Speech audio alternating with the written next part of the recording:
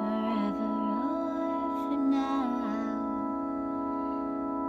And you don't need to understand what it's all about. Just take my hand.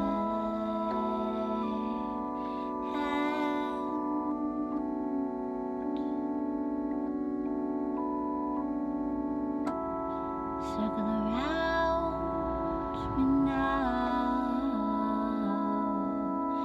and hold the light like a darkening room holds flowers like a tombstone needs your love to be anything except a great big rock that's been broken.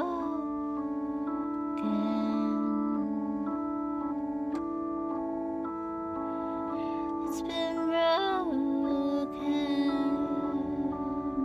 Why are we here if we're just being broken year after year and century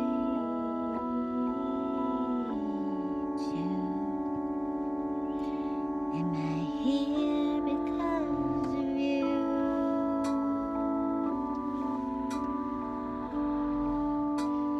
Or would I be somewhere new but the same?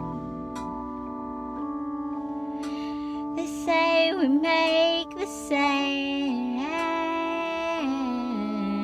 mistakes, dear, and I know that's true.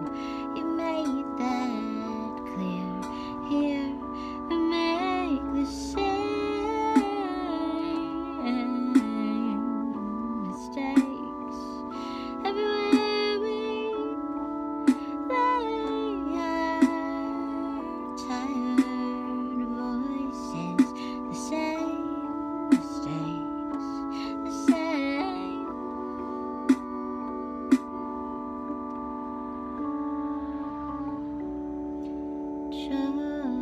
Choices here or there.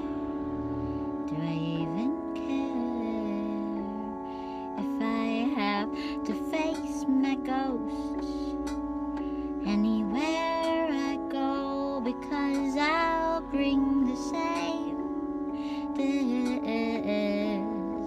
dysfunctional soul. I have to face my ghosts. I have to face my pride. Have to face the choices that I made in this life and in life.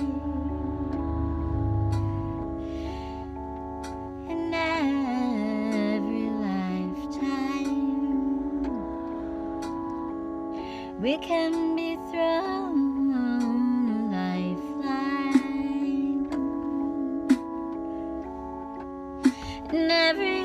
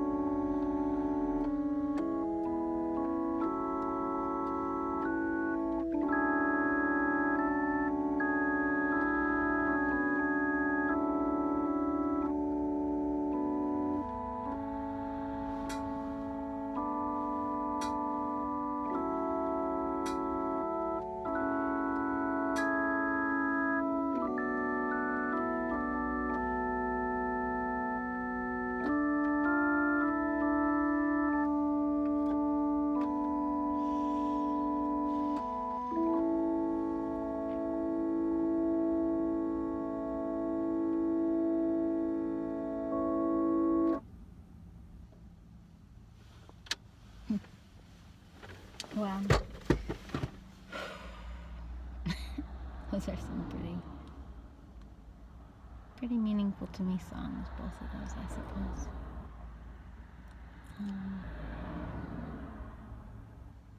for my future self-reference, rather than tell you what those songs are about, for my future self-reference, I was just driving a little bit like a bird, circling around some places, and just had the epiphany that when you see a place that you've been before and that you've left your heart, or that you've had your heart broken, or that you've broken a heart, or who knows what, if somehow you left some sort of energy or trauma or something sort of trapped in a place like a memory, if when you drive by it, you think about the place as it is now, or you think about the land, or you think about the house, you think about the building, like, oh, that apartment, that house that I had a small apartment and used to be yellow and now it's blue. Oh, look at how the stairs look. If you think about the place, you're missing the point when you circle around things.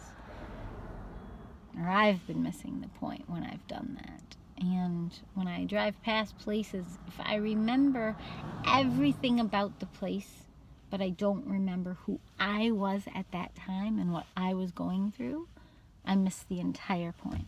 So I'm remembering all these stories in my life, all the traumas, but I'm inserting my now me into them. When I see those places, I drive past a restaurant that I went to in 2017 with my parents and my boyfriend, and prior to that had played a really bad gig there for Christmas money and felt like a musical prostitute, you know, like having to play some really drunk, creepy old rich man's party for $200 and feeling like, ew, like, why do I do this stuff? Because I used to think $200 was a lot of money, but all the prep I put into it made it a minimum wage job. And then I later went to that same restaurant, it's called Booyah's, with my parents and my boyfriend, and we had an incredible time, and I had forgotten that memory because I only ever saw that place.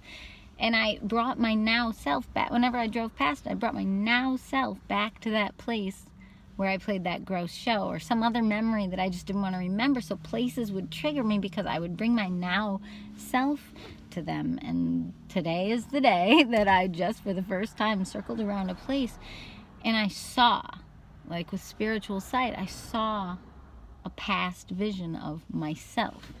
Myself from 2014, living in that place, moving out in January of 2015. It was at 1312 Columbus. It was an apartment in the back of a house run by a drunk man who was in and out of jail 3 times, and it was creepy that I somehow found and attracted that place in my price range.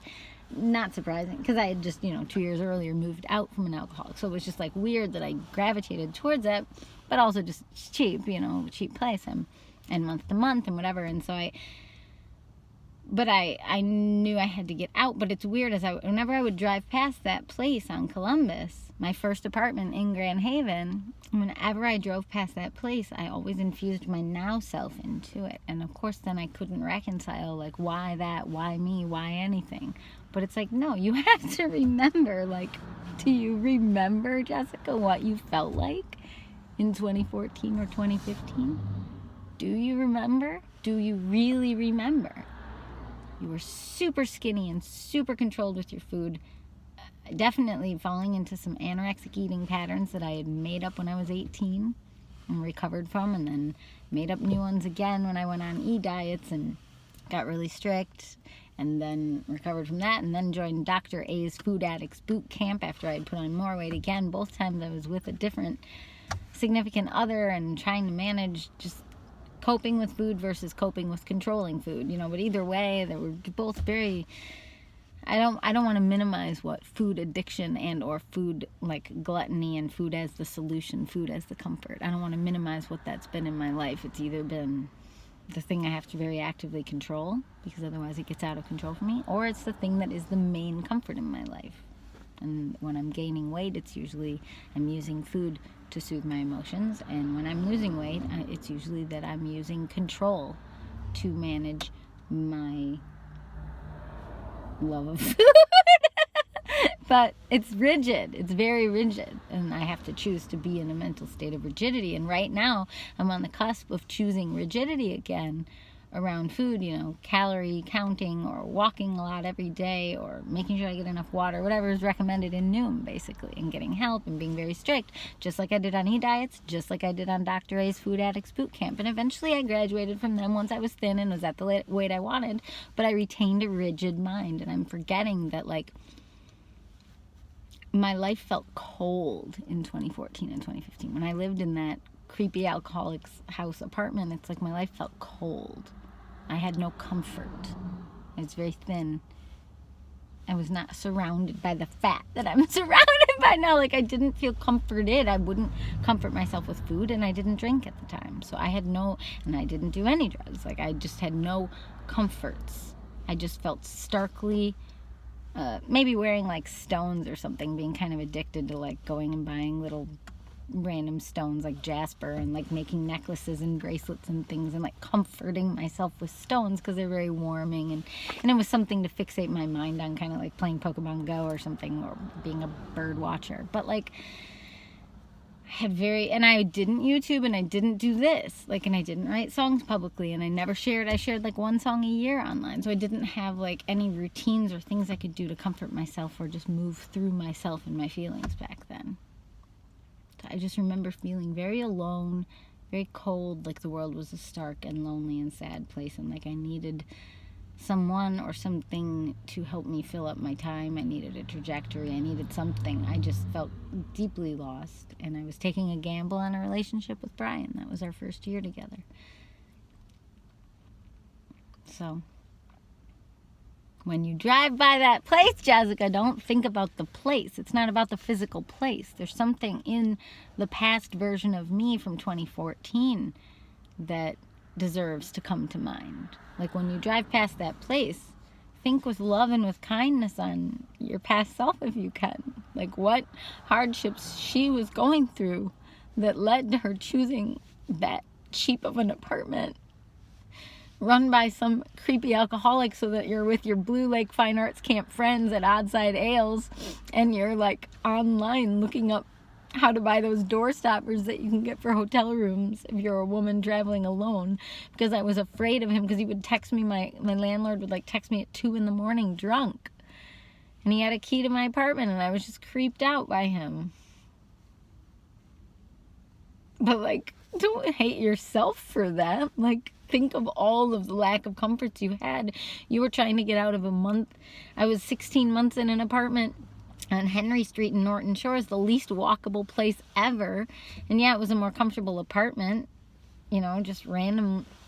But it was like, I didn't want to live there. I was like 2 blocks from this high school I worked at, and that was a big old mess of a place full of all kinds of chaos and drama that I didn't deserve to inherit, but my ex-mother-in-law kind of guilted me into after telling me I could move to Michigan. It's probably too personal to be sharing this, but it's like, I came to Michigan because she said that we could just move in with her and I could just slowly build up a piano studio up in Whitehall. And I was going to slowly start piano students there because that's what I was doing in Chicago full time. But then once she heard that this job was available, she really pressured me into applying for this Mona Shores accompanying job. And I knew that the cost ratio, like, I was making so much more money as a piano teacher, and by taking this job I'd be working like 8 to 10 hour days for so much less pay that it just didn't make any sense. And it was a 30-minute commute each way. So I was just like, why would I take this? But she really did pressure me. She was very, you know, I hate to speak any words against people who don't deserve it, but whether or not she meant to be, she really was kind of manipulative, that she convinced us to move up here. She used to pay, and I gave into it because she used to pay his rent for him because he was often without a job. So, and that's while we were living in Chicago that she would pay his rent for him. So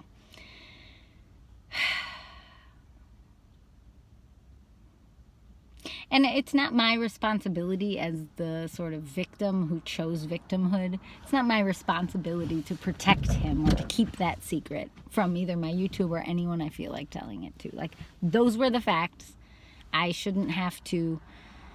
Sometimes one of the manipulative tactics that people who are very dysfunctional will use is to say that you can't tell people that. You can't tell people that I'm not paying for my rent. Yes, I can. Yes, I can. Like, you weren't working. Anyone could see it. I have every right to just say where the money came from. I didn't pay for you. Your mother did. You know? It's like... Anyway, I don't mean to humiliate someone, but that person humiliated me in many different ways and for 9 years. So... But I also pray for them because I feel deep love for them and deep pity for them for some things that happened to them that led to them making certain choices, and they may be in a totally different place now, and I really hope he is, and I really hope his mother is. I hope everybody is doing well. That's my way of digging out of that. I don't mean to just resurrect the ghosts of the past. I just mean that to say I really forget that was only 2 years earlier. And then 2 years after that, with a very messy, painful divorce and having to change my phone number and everything, to then become somebody who, yes, lived in some divey apartment that when I drive past it, it's like a weird melancholy to see your own hardships of your past as you're now coming out of them. There's a weird melancholy to sort of leveling up and pulling out of a hole. And there's a part of you, or at least of me, that gets very confused, like why that was me, or thinks I'm still that. It thinks that, but I'm not still that. I'm not the same person, not at all. And so it's maybe also a part of me that there's a part of me that wants to like look at all the things I've been through and the ways I've been circling around some of the same things, but also admit that it's not circling around like this. It's the spiral staircase that W.H. Auden, if somebody knows what poem that is, I read it in college and I loved it. But the spiral staircase that they talk about, it's that. That's what I've been doing. Because I'm on a very straight path now. Before I was like, wah, and now I'm not really spinning out. Yes, we're still going in circles on some things. I'm still going in circles on some things, but I'm, it's like a unicorn horn. I don't know why I made chipmunk teeth to do it, but that's what it feels like. It feels like leveling up. It feels like becoming yourself. It feels like growing and growth, but it still also feels like circling around things until you get to the truth of who you are and what your center is and what that straight and narrow is for you. I mean, mine obviously has Christianity in it. And so that's often what I'm kind of referring to with that straight path, but I'm reading a lot of C.S. Lewis, and in the book Mere Christianity, well, that's a whole story for another day. But he really does break some things down in ways that are deeply profound and really make you wonder if everybody's thought certain things through, Anyway, have a great day. Bye.